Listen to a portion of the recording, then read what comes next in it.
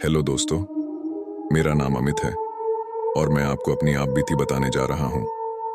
मैं जब भी इस बात के बारे में याद करता हूँ तो मेरा लहू जमने लगता है और मेरे जिस्म में एक सरसराहट सी दौड़ने लगती है। मुझे पहाड़ हमेशा से ही पसंद रहे हैं, इसीलिए जैसे ही मेरा तबादला पहाड़ी इलाके में हुआ तो मैं बहुत खुश हुआ और सबसे पहले मैंने अपने लिए एक घर देखना शुरू कर दिया। शायद मेरी किस्मत कुछ ज्यादा ही बुलंद थी, इसलिए मुझे जल्दी ही अपने सपनों का महल मिल गया। उसे मकान ना कहकर अगर हवेली बोला जाए तो ज्यादा बेहतर है। 6 कमरे, एक गैराज, एक छोटा बगीचा, सभी कुछ तो था वहां। और जब सब कुछ सही से निपट गया तो मैंने अपनी धर्मपत्नी को भी यहीं रहने कहा। वैसे आपको बता दूं कि मेरे परिवार में मैं और मेरी पत्नी सरोज और मेरी पत्नी का एक छोटा भाई विनोद और साथ में मेरी प्यारी 2 बिल्लियां थीं। सभी के आ जाने से जैसे घर में ताजगी आ गई हो।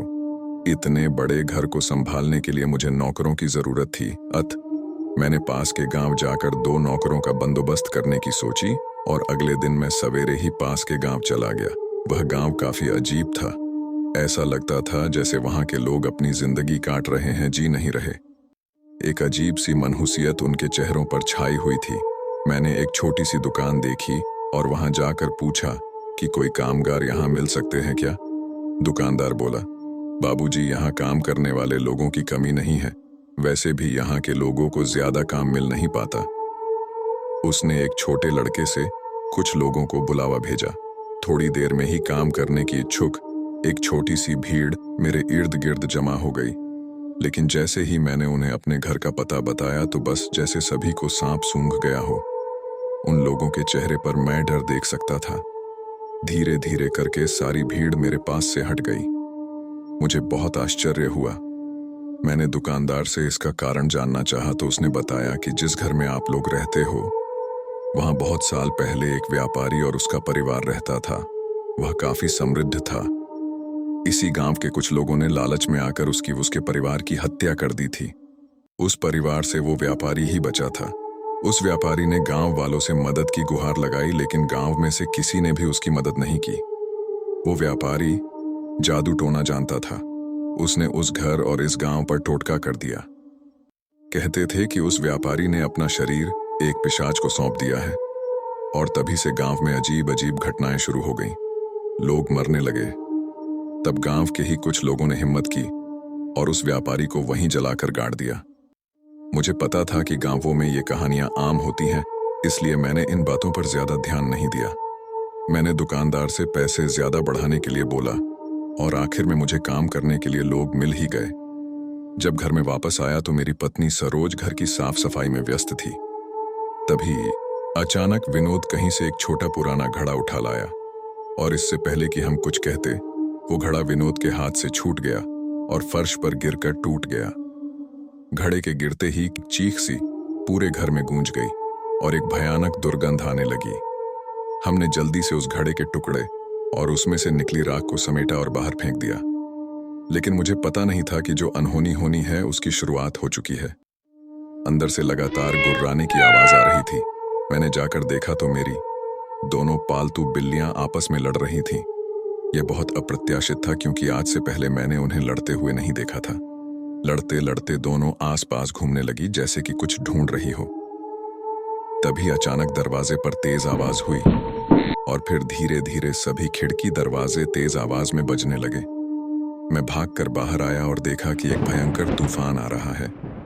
ऐसा तूफान मैंने अपने पूरे जीवन में नहीं देखा था। ऐसा लगता था जैसे कि तूफान सब कुछ उड़ा ले जाएगा। खिड़की दरवाजे अभी भी भयानक आवाज में बज रहे थे। मेरी 2 बिल्लियां अभी भी गुर्राती हुई आस पास के दरवाजों पर अपने पंजे मार रही थी। सरोज और विनोद भी अंदर आ चुके थे। क्या भयानक मौसम है, मेरी पत्नी, सरोज ने कहा। विनोद भी काफी डरा और सहमा हुआ था। बचपन से ही विनोद बोलने और सुनने में असमर्थ था। विनोद बार बार खिड़की से बाहर देख रहा था और डर रहा था। मैंने उससे इशारों में पूछा तो उसने खिड़की के बाहर की तरफ इशारा किया। मैंने खिड़की की तरफ देखा तो ओह मेरे भगवान, मुझे अपनी आंखों पर भरोसा नहीं हुआ। एक कपड़े में लिपटा हुआ इंसान पेड़ के सहारे टिका हुआ था। तूफान में उसका सफेद कपड़ा लहरा रहा था। तभी अचानक बिजली गिरी और मेरे देखते ही देखते सब धुआं हो गया।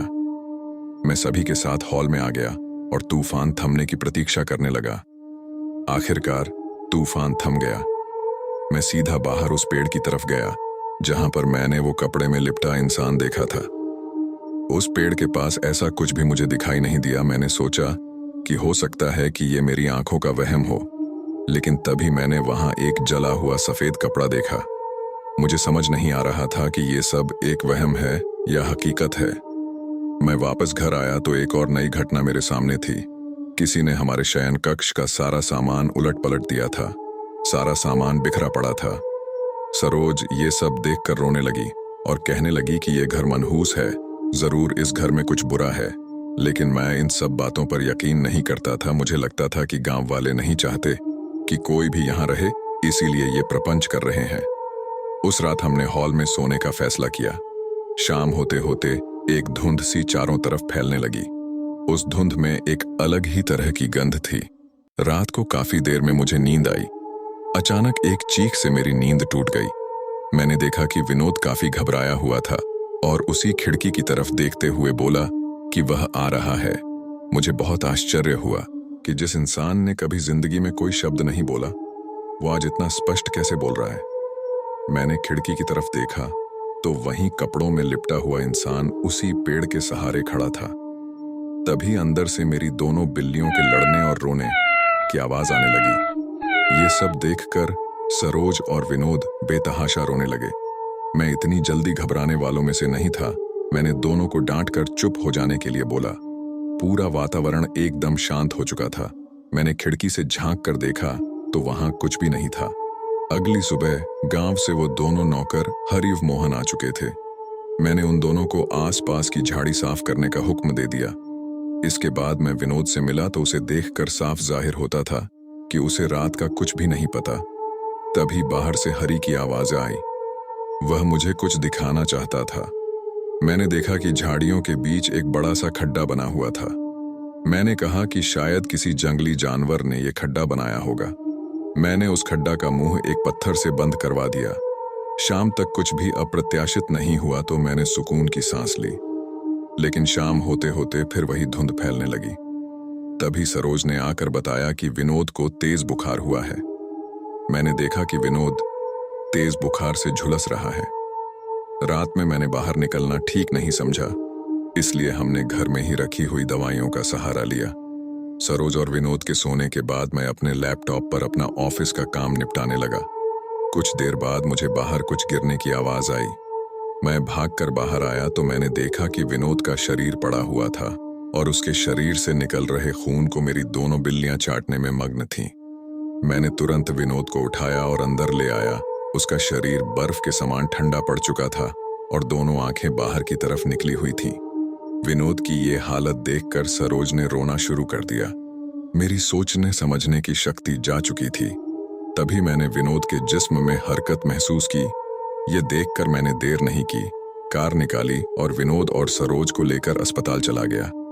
विनोद को उन्होंने इमरजेंसी वार्ड में शिफ्ट कर दिया। सुबह डॉक्टर ने मुझे खबर दी कि विनोद अब खतरे से बाहर है। मैंने डॉक्टर का शुक्रिया अदा किया। तभी सरोज वहां आकर सिसकने लगी और उसने मुझसे कहा कि अब वह उस घर में एक दिन भी नहीं रहेगी। परिस्थितियों को देखते हुए मैंने भी वहां से निकलने का फैसला कर लिया और सरोज से कहा कि विनोद के ठीक होते ही हम वहां नहीं रहेंगे। अस्पताल में रात से दोपहर हो चुकी थी। तभी नर्स ने आकर बोला कि आप लोग चाहें तो घर जा सकते हैं, विनोद को यहाँ कोई दिक्कत नहीं होगी। मैंने सरोज से घर चलने के लिए बोला, लेकिन वो किसी भी कीमत पर नहीं जाना चाहती थी। मैंने अकेले ही घर आने का फैसला किया क्योंकि मेरे ऑफिस के भी कुछ जरूरी दस्तावेजों का काम बाकी था। मैं वापस घर आ गया। मैंने देखा कि कुछ और झाड़ियां भी साफ हो गई हैं। इसका मतलब कि हरी और मोहन आए थे। लेकिन ये देखकर मुझे बहुत गुस्सा आया कि उस खड्डे का मुंह फिर से खुला हुआ था। हॉल में आकर मैंने लैपटॉप ऑन किया और अपना काम निपटाना शुरू कर दिया। सब कुछ एकदम शांत था। काम निपटाते निपटाते शाम हो गई थी और बाहर फिर से धुंध छाने लगी थी। इन सब चीजों से ध्यान हटाने के लिए मैं फिल्म देखने लगा। फिल्म को देखते देखते मुझे एहसास हुआ कि यह फिल्म ना होकर मेरी ही जिंदगी पर्दे पर दिखाई जा रही हो। थोड़ी ही देर में फिल्म में वह सीन भी आ गया जिसमें किरदार टीवी के सामने बैठा था। मैं फिल्म को और भी गौर से देखने लगा। मैं यह जानने के लिए उत्सुक था कि आगे क्या होता है। तभी फिल्म में बिजली कड़कने के साथ बारिश होने लगती है और अब मुझे यकीन नहीं हुआ जो मैंने देखा। मैंने देखा कि बाहर एक जोरदार आवाज के साथ बिजली कड़कने लगी और उसके साथ ही बारिश की बूंदों के गिरने की आवाज भी साफ सुनाई पड़ने लगी। उसके बाद फिल्म में कोई दरवाजे को तोड़ने की कोशिश कर रहा था और तभी एक तेज आवाज के साथ टीवी बंद हो गया। मुझ में बहुत हिम्मत थी और मैं जल्दी ही घबराने वालों में से नहीं था। तभी मैंने एक जोरदार आवाज सुनी। शायद कोई दरवाजे को तोड़ना चाहता था। यह बिल्कुल ऐसा ही था जैसे फिल्म में देखा था। और तभी एक आवाज के साथ दरवाजा टूटने की आवाज आई। मेरी हालत ऐसी हो चुकी थी जैसे मेरे शरीर से सारी ताकत निचोड़ ली हो। बाहर जो भी था वह अंदर आ चुका था। मैं उसके सरकने की आवाज सुन सकता था। वह धीरे धीरे हर कमरे के दरवाजे को तोड़ रहा था। शायद उसे मेरी ही तलाश थी। मैं चीखना चाहता था लेकिन मेरे गले से आवाज नहीं निकल रही थी और ना ही मेरे पैरों में चलने की शक्ति बची थी। लगता था कि किसी ने मुझे उस कुर्सी से बांध दिया हो। वह आवाजें धीरे धीरे पास आती जा रही थीं। अब मैं उसकी सांसों की आवाज भी सुन सकता था। मैंने कुर्सी से उठकर भागने के लिए अपनी पूरी शक्ति लगा दी और मैं कुर्सी से नीचे जा गिरा। मेरी गिरने की आवाज से उसे शायद यह एहसास हो गया था कि मैं कहाँ हूं और मैंने देखा कि कोई है जो मेरे कमरे के दरवाजे को खोलने की कोशिश कर रहा है। मेरे आंखों से आंसू निकल रहे थे और मैं वहां से सरक सरक कर निकलने के लिए अपनी पूरी कोशिश कर रहा था कि तभी तेज आवाज के साथ मेरे कमरे का दरवाजा टूटकर दूर जा पड़ा और वह दरवाजा तोड़कर अंदर आ चुका था। मैं नहीं जानता कि वह इंसान था या जानवर। उसकी लंबाई तकरीबन 8 फीट रही होगी। उसका अधिकतर जिस्म बालों से ढका था। अपने बड़े और विशाल नाखूनों को आगे किए वो धीरे धीरे मेरी तरफ बढ़ रहा था। मुझे ऐसा एहसास हो रहा था कि जैसे मुझे लकवा मार गया हो। एक पल को लगा कि मैं अब नहीं बच पाऊंगा, लेकिन तभी किसी बाहर से बंदूक चलने की आवाज आई। बंदूक की गोली अवश्य ही उस जानवर के लगी थी, इसलिए वह तुरंत वहां से भाग खड़ा हुआ। इसके साथ ही हरी और मोहन दोनों अंदर आ गए। हरी ने मुझे सहारा देकर उठाया। आप ठीक तो हैं? हरी ने मुझसे पूछा। मेरे हलक से आवाज नहीं निकल पा रही थी। तभी मोहन ने मुझे पानी लेकर दिया। पानी पीकर मुझ में कुछ हिम्मत आई। बाहर कुछ और लोग भी थे। हमें उसे ढूंढना होगा। वह ज्यादा दूर नहीं गया होगा। उसके खून के निशान भी यहाँ हैं, हरी ने कहा और यह कहकर वह बाहर निकल गया। मोहन ने मुझसे कहा कि मुझे थोड़ा आराम कर लेना चाहिए, लेकिन मैंने मना कर दिया। अब मैं भी इस मुहिम का हिस्सा बनना चाहता था। हम सब बाहर निकलकर उसे ढूंढने लगे। उसके शरीर से निकले खून के धब्बे भी एक जगह आकर खत्म हो गए थे। उसे यहीं आसपास होना चाहिए था, मोहन ने कहा। मुझे बार बार यही एहसास हो रहा था कि वह कहीं आसपास ही है। ढूंढते हुए मैं उसी खड्डे के पास पहुंच गया। मैंने वहां पर वैसी ही दुर्गंध महसूस की जैसी मैं घर के अंदर महसूस करता था। मेरे पास एक तेज रोशनी करने वाली टॉर्च थी। मैं उसके द्वारा उस खड्डे में देखने की कोशिश करने लगा। तभी अचानक अंदर से 2 हाथ निकले और उन्होंने मुझे अंदर घसीटना शुरू कर दिया। मैं सहायता के लिए चिल्लाने लगा। मैं उसके हाथों से बचने की हर संभव कोशिश कर रहा था। इतने में ही मेरी चीख सुनकर हरी और मोहन वहां पहुंच गए। अचानक उन हाथों की पकड़ कुछ कम हो गई, लेकिन मैं खुद को संभाल नहीं सका और उस खड्डे में जा गिरा। आप घबराना मत, हम नीचे आ रहे हैं, ऊपर से हरी और मोहन बोले। यह अच्छा था कि मेरी टॉर्च मेरे पास थी। मैंने टॉर्च से आसपास देखना शुरू किया। वह एक पुराना तहखाना था। मैं हिम्मत करके धीरे धीरे आगे बढ़ने लगा। पीछे से बाकी लोग भी वहां आ गए। मेरा दिल किसी भी अनहोनी को सोचकर तेजी से धड़क रहा था। वह सुरंगनुमा तहखाना अंदर से बहुत बड़ा था। जैसे जैसे हम आगे बढ़ रहे थे वैसे वैसे दुर्गंध बढ़ती ही जा रही थी। सुरंग में जहां तहां जानवरों के अवशेष पड़े थे। आखिर में वह तहखाना एक बड़ी से हॉल कमरे जैसी जगह आकर खत्म हो गया। हमारी उम्मीद के विपरीत हमें वहां कुछ भी दिखाई नहीं दिया। हम वहां से निकल ही रहे थे कि मोहन ठोकर खाकर गिर पड़ा। जरूर यहां कुछ छुपा हुआ है, मोहन बोला।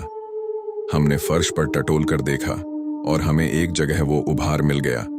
यह एक बड़ी लोहे की चादर थी।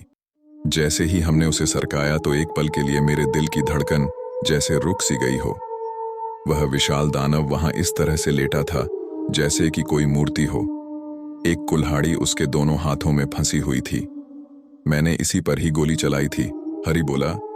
लेकिन ऐसा लगता है कि यह यहाँ पर सालों से पड़ा हो, मोहन बोला। तभी मैंने देखा उसके बाएं कंधे पर एक सुराख जिस पर अभी भी खून जमा हुआ था। मैंने इशारों में बाकी लोगों को यह दिखाया। इसे अभी के अभी जलाना होगा, हरि ने कहा। हमें कुछ लकड़ियां इकट्ठी करनी होंगी, लेकिन इसे ऐसे भी नहीं छोड़ा जा सकता है, मैंने कहा। आखिर में हम 4 लोग वहीं रुके और बाकी लोग लकड़ियां इकट्ठी करने चले गए। हमें आसपास भी देखना चाहिए, शायद कुछ काम का सामान मिल जाए, मोहन ने कहा। हम आसपास देखने लगे कि तभी उस मुर्दे में कहां से जान आ गई और उसने एक ही बारी में हमारे साथ के एक व्यक्ति को एक ही बार में 2 हिस्सों में काट दिया। यहां से भागो, अपनी जान बचाओ, मैं चिल्लाया। हम तेजी से चिल्लाते हुए भागने लगे। वह बिल्कुल हमारे पीछे था। मेरी किस्मत अच्छी थी कि मैं उस खड्डे से निकलने में कामयाब हो गया। मेरे ही पीछे मोहन आ गया, लेकिन शायद हमसे पीछे वाले की किस्मत इतनी अच्छी नहीं थी। एक ही झटके में उस दानव ने उसे भी कुल्हाड़ी से खत्म कर दिया। अब वह खड्डे से बाहर आ चुका था। उसकी आंखें लाल अंगारों के समान दहक रही थीं। लेकिन इस बार हम भी तैयार थे। एक तरफ से मोहन ने उस पर जलती हुई मशाल फेंकी। बड़े बड़े बालों की वजह से उस दानव में एकदम आग लग गई। उसने मोहन पर कुल्हाड़ी फेंक कर मारी, लेकिन मोहन सावधान था, उसने अपना बचाव कर लिया था। बस हम लोग मशालों के साथ उस पर झपट पड़े और उसे जला दिया। उसकी चीखें वातावरण को भयानक बना रही थीं और आखिर में चीखों के साथ वह जमीन पर आ गिरा और कुछ ही समय बाद वह राख में बदल गया। उसके खत्म होते ही सभी ने सुकून की सांस ली। हम सभी हॉल में आकर बैठ गए। मेरे मस्तिष्क में इस समय बस एक ही बात चल रही थी कि क्या हरि और मोहन को पहले से ही सब पता था क्या? शायद मोहन समझ गया था कि मेरे मन में क्या चल रहा है। उसने कहा कि आप यही सोच रहे होंगे कि हम लोग कैसे यहाँ आए और क्या हमें सब पता है। तो मैं बताना चाहूंगा कि हमें यहाँ का रहस्य बहुत पहले से ही पता था। अगर आप हमें यहाँ आने से पहले मिले होते तो हम आपको कभी भी इस घर में आने नहीं देते। आपके गांव आने से पहले ही इसे आपकी गंध मिल गई होगी। हमें बहुत समय से इसकी खोज थी, इसीलिए हम आपके यहाँ नौकर बनकर आए, ताकि आपको शक भी न हो और हमारी खोजबीन भी चलती रहे। अगर हम आपको पहले ही सब बता देते तो आप ना तो हमारी बातों पर यकीन करते और ना ही हमें यहाँ आने देते। आज इसकी कहानी भी खत्म हो गई। तभी मुझे कुछ आहट महसूस हुई। मैंने बाहर देखा तो तूफान बढ़ा चला आ रहा था। मैंने कहा कि कहानी अभी खत्म नहीं हुई है। वह देखो पेड़ के पास। सब उठकर वहीं देखने लगे जहां मैंने इशारा किया था। वहीं कपड़ों में लिपटा हुआ इंसान था, लेकिन इस बार वह पेड़ से नहीं टिका था, बल्कि उसका शरीर आसमान में लहरा रहा था। उसके शरीर से लिपटी कपड़े की पट्टियां एक एक करके तूफान में उड़ी जा रही थीं। हरि बोला, ये क्या बला है? मैंने कहा, इसे भी मैं बहुत बार यहीं देख चुका हूं। तभी मोहन ने उस पर फायर किया, लेकिन उस पर इसका कोई फर्क नहीं पड़ा। एक एक करके उसने 3 फायर किए, लेकिन सब व्यर्थ। इस पर मेरी गोलियों का कोई असर नहीं पड़ रहा है। हमें कुछ और देखना होगा, मेरे पास कुछ और भी है। यह कहकर मोहन ने अपना बैग खोला और 3 त्रिशूल निकाल ली। उसने बताया कि ये त्रिशूल एक विशेष धातु से बने हैं और अभिमंत्रित है। हमने एक एक त्रिशूल उठाया और बाहर आ गए। मोहन त्रिशूल लेकर उसके करीब पहुंच चुका था। तभी उस इंसान की आखिरी पट्टी भी उड़ गई और वहां ऐसे हो गया जैसे कि वहां कोई इंसान था ही नहीं। वातावरण एकदम निशब्द हो गया और वहां एक घनी धुंध छाने लगी। धुंध इतनी गहरी थी कि हमें मोहन भी दिखना बंद हो गया। तभी मैंने एक दर्दनाक चीख सुनी। थोड़ी ही देर में मोहन का निर्जीव जिस्म मेरे पैरों में पड़ा था। मैं वहां से चिल्लाते हुए भागा। मुझे पता नहीं चल रहा था कि मेरे पैर किधर जा रहे हैं। पीछे से फायर और चिल्लाने की आवाजें ही आ रही थीं। तभी मेरे ठोकर लगी और मैं नीचे गिर पड़ा। मेरे पास ही कुछ चटकने जैसी आवाज आ रही थी। मैंने ध्यान से देखने की कोशिश की तो वह मेरी ही बिल्ली थी। उसके पास एक लाश पड़ी थी जिसे वह चबाने में व्यस्त थी। मैंने धीरे धीरे पीछे हटने की कोशिश की, मगर फिर भी उसने मुझे देख लिया। अब वह लाश को छोड़कर मेरी ओर बढ़ने लगी। उसकी आंखें एकदम शीशे जैसे चमक रही थीं। वो मुझ पर झपटी। मैंने अपने हाथों से उसे रोकने की कोशिश की। उसने मेरी उंगली चबा डाली। मैं दर्द से कराहने लगा। किसी तरह से मैंने उसकी गर्दन दबोच ली और कसकर उसे दबाने लगा। कुछ ही देर में शांत पड़ गई। मैंने उसे एक तरफ फेंक दिया। मेरे हाथ से लगातार खून बह रहा था। मैंने रूमाल निकाला और अपने हाथ पर कसकर बांध लिया। मैं बहुत चौंकना होकर आगे बढ़ने लगा। उस धुंध में कुछ भी देखना बहुत मुश्किल था। मैं उस दिन को कोस रहा था जिस दिन मैं यहाँ आया था। मैं किसी भी कीमत पर यहाँ से निकलना चाहता था। थोड़ी ही दूर मैंने किसी के जोर जोर से सांस लेने की आवाज सुनी। ये शायद हम में से कोई हो। ये सोचकर मैं सावधानी से उसकी ओर बढ़ने लगा। यह हरी था, वह तेजी से सांस ले रहा था। मुझे देखकर उसने मुझे त्रिशूल देते हुए कहा कि इसे रखो, इसकी जरूरत पड़ेगी। यह कहते ही वह सिसकने लगा और मुझसे हाथ जोड़कर कहने लगा कि मुझे बचा लो। तभी उसे पीछे की तरफ किसी ने खींच लिया। उसकी चीख धीरे धीरे मध्यम पड़ गई थी।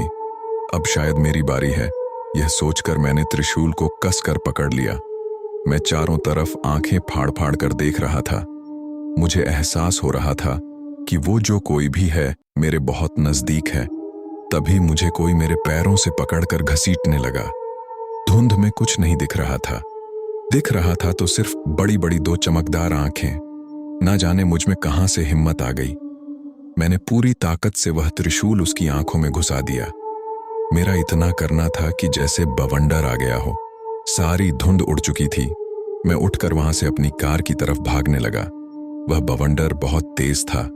मैं कार में बैठा और अपने हाथ के दर्द की परवाह न करते हुए पूरी स्पीड से अपनी गाड़ी निकाल ली।